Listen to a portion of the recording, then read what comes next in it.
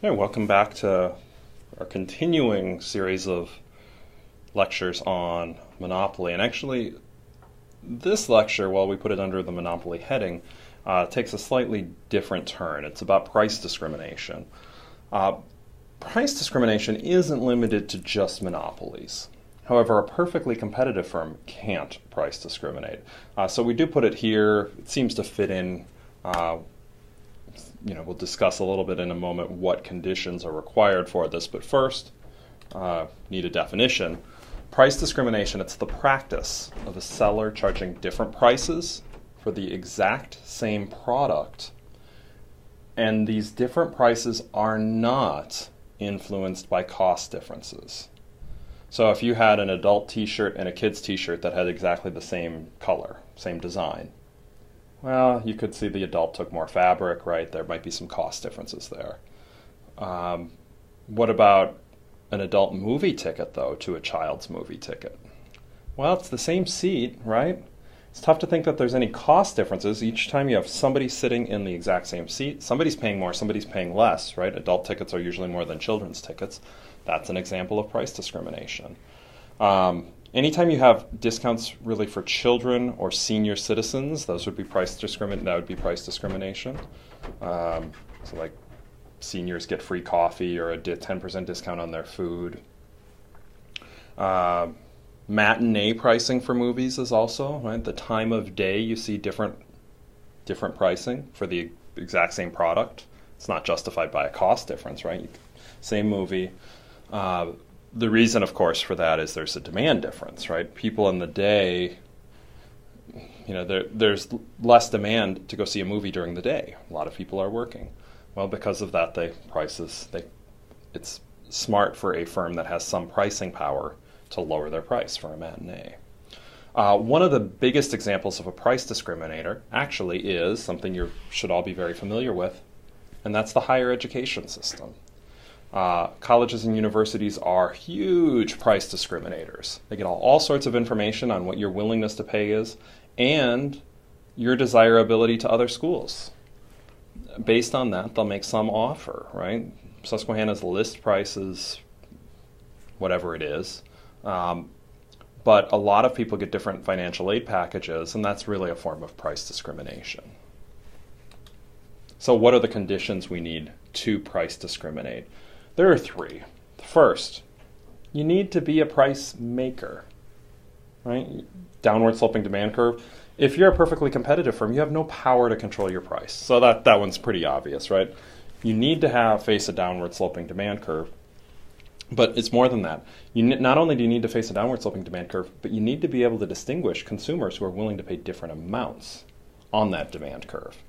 So thinking back to the senior discounts, on average, senior citizens are willing to pay less for their meals than non-senior citizens.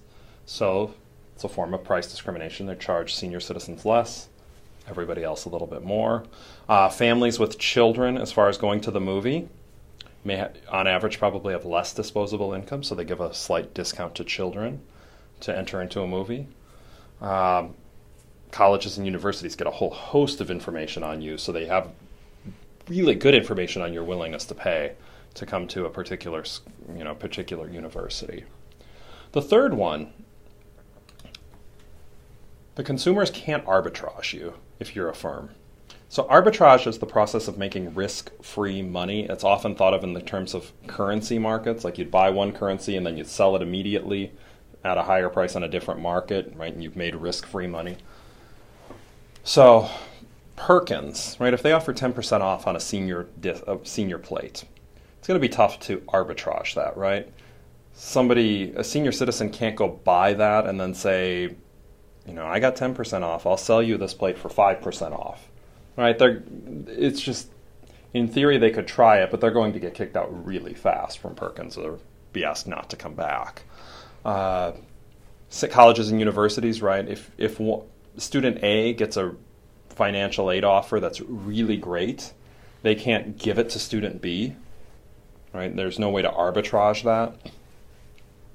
But this would indicate why clothing stores usually couldn't do this too easily. Maybe they can, but it's arbitrage is there's a greater chance for arbitrage. If a store says we'll give seniors a 10% discount on a particular day of the week, what you could have is a senior citizen who shows up in front and said, look, talks to somebody who is not a senior citizen and says, whatever you want to buy, I'll buy it for you.